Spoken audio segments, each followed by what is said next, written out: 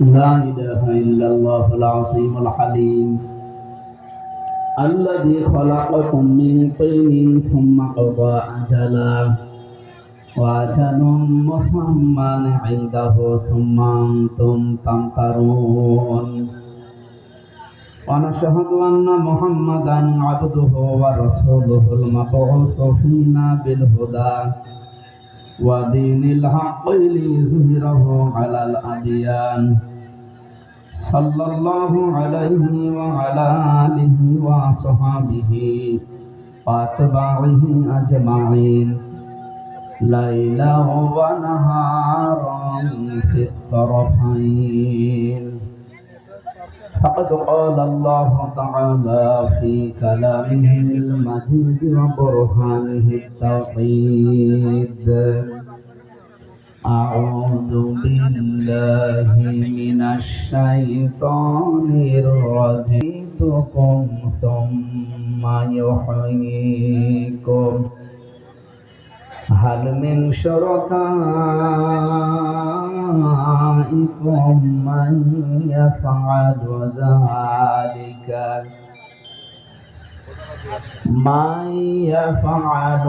من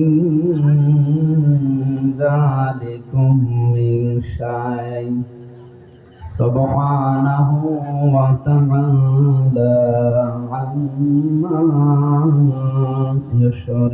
يشركون ظهر الفساد في البر والبحر بما كسبت أيدي الناس ليذيقهم بعض الذي عملوا لعلهم يرجعون صدق الله العظيم. عن أنس رضي الله تعالى عنه قال النبي صلى الله عليه وسلم القرآن حجة لك وعليك إلى آخر الحديث رواه ابن ماجه. وقال تعالى في شان حبيبي وما زاده إلا إيمانا وتسليما اللهم صل على سيدنا مولانا محمد وعلى آل سيدنا سبحانك اللهم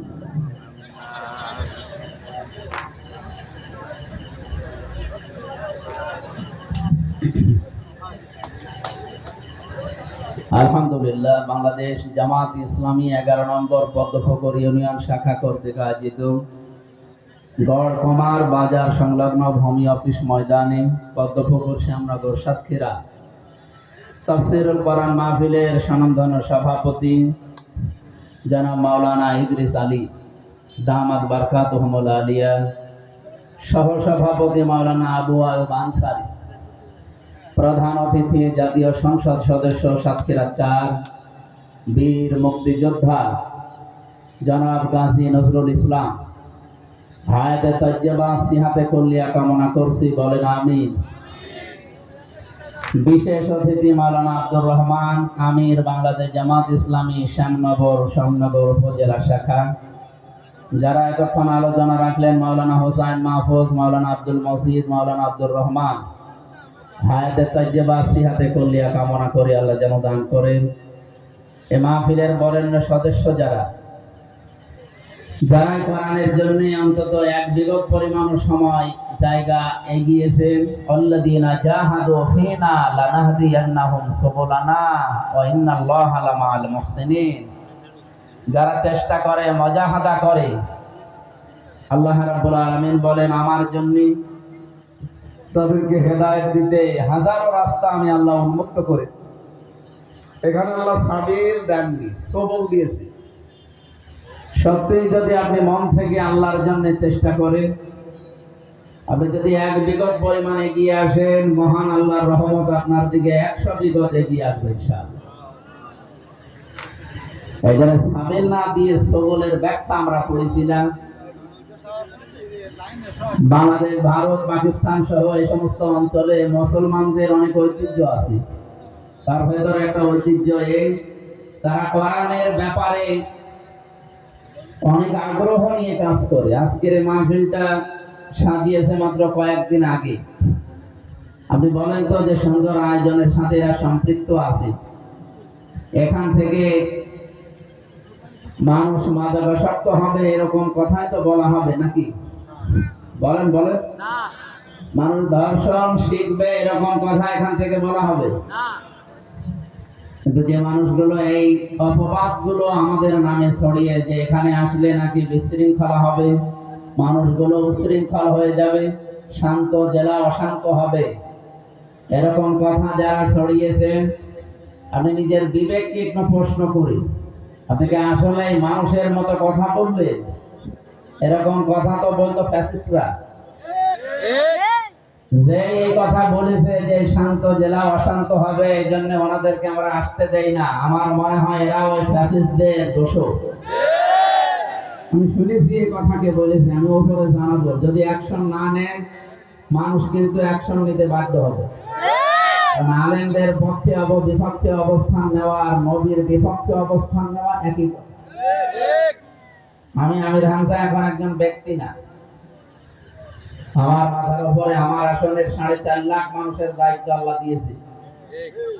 আমি সংসদের বাইরে যেমন চাই যে সবাই আমরা শান্ত শিষ্ট পরিবেশে বাস করি, আমি চাই সারা বাংলাদেশের 56,000 বর্গ মাইলে যারা আছে তারা এইটা চায়। কে বা কারা কার উস্কানিতে এগুলো করছেন আমরা কিন্তু অনেকে বুঝে ফেলেছি।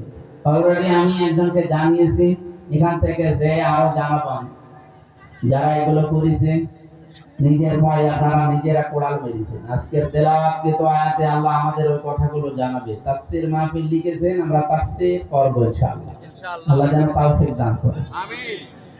এই সুন্দর আয়োজনে যে সমস্ত যুবকরা, মা বোনেরা বিভিন্ন জায়গা থেকে সাহায্য সহযোগিতা করেছে, আমি মনে করি এই সমস্ত মানুষদেরকে যে মা পেটে নিয়েছে আল্লাহ যেন খাদিজাতুল কুবরার মতো তাদেরকে কবুল করে।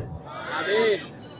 কারণ ভালো কাজে সাহায্য সহযোগিতা করা এটা আল্লাহর নির্দেশ। আতাআওয়ানু আলাল বিররি ওয়াত তাকওয়া ওয়া লা তাআওয়ানু আলাল ইসমি ওয়াল উদওয়ান। তোমরা ভালো কাজে সাহায্য করো এবং সহযোগিতা করো। ইমানদারদের যে সমস্ত বৈশিষ্ট্যগুলো কোরআনে পড়েছি তার ভেতরে এটা একটা। তারা ভালো কাজ যেখানেই যেই করবে তারা হয় সাহায্য করবে এবং সহযোগিতা করবে। আর আমরা এমন ইমানদার, ভালো কাজ দেখলে সাহায্য সহযোগিতা দূরের কথা আরো বিরোধিতা করি। ঈমানের বিপরীতে আমরা কি বলি বলেন তো? কুফর। কি বলেন বলেন? কুফর। ঈমানের বিপরীতে যে শব্দটা তার নাম কি? কুফর। কুফর বা কাফের। কাফের বলা হয় কেন? কারণ যারা সত্যকে সত্য জানার পরে গোপন করে রাখে এই মানুষগুলো কাফের। আপনি নিজেও জানেন যে পৃথিবীতে কোরআনের উপরে সত্য কোনো বাণী নেই, আছে না? 4,500 ধর্মগ্রন্থ এই তাম পৃথিবী আপনি ঘাটবেন। আমি তো বিশ্বের বহু জায়গা ঘুরেছি, 4,500 ধর্মের নাম শুনেছি, সবাইকে তো দেখিনি। তো কোন ধর্ম এখন পৃথিবীতে সত্য বলে প্রমাণিত হয়নি শুধুমাত্র ইসলাম বাদ দিয়ে। সুবহানাল্লাহ বলতে পারেন না? বাইরের দেশে যে সমস্ত অমুসলিম দেশ, যেখানে 100 জনের 95 জন কাফের, যেমন সিঙ্গাপুরে, ওখানে 100 জনের মাত্র 5 জন মুসলমান। এই 95 জন অমুসলিম, অথচ তাদের বিশ্ববিদ্যালয়ে লাইব্রেরিতে উপরে কোরআন শরীফ রেখে দিয়েছে। তারা যদিও কোরআন শরীফ বিশ্বাস করে না, কিন্তু যারা এই মনে করে যে এর চাইতে অথেন্টিক কিতাব এখন আমাদের ধর্মে নেই, আমাদের যা আছে ওগুলো বানানো, নিজের মন মতো বানিয়ে কিছু সত্য মিথ্যা লাগিয়ে ওটা কিতাব বলে চালায়। কোরআনে কারিম আল্লাহ নিজে গ্যারান্টি দিয়েছেন, নিজে দায়িত্ব নিয়েছেন, কিয়ামত পর্যন্ত এর কোনো রদ বদল আছে? আরো জোরে বলেন। আমাদের যারা বিরোধিতা করেন, বাংলা কথা বলছি ভাই, আমরা কোরআনের মালিক না, আমরা কোরআনেরও মালিক না, এমনকি এই সাতক্ষীরা, শ্যামনগর, এই পদ্মপুকুর, গাবুরা, এই জমিনের মালিকও আমরা না। এর সরাসরি মালিক কে? আল্লাহ। একজন মালিক আছে না? এই সাগর কি এমনি বয়ে চলে যায়? এই নদীটা এমনি প্রবাহমান থাকে? এই জোয়ার ভাটা এমনি হয়? একজনের ইশারা আছে না? কে বলে তো? আরো জোরে বলুন কে?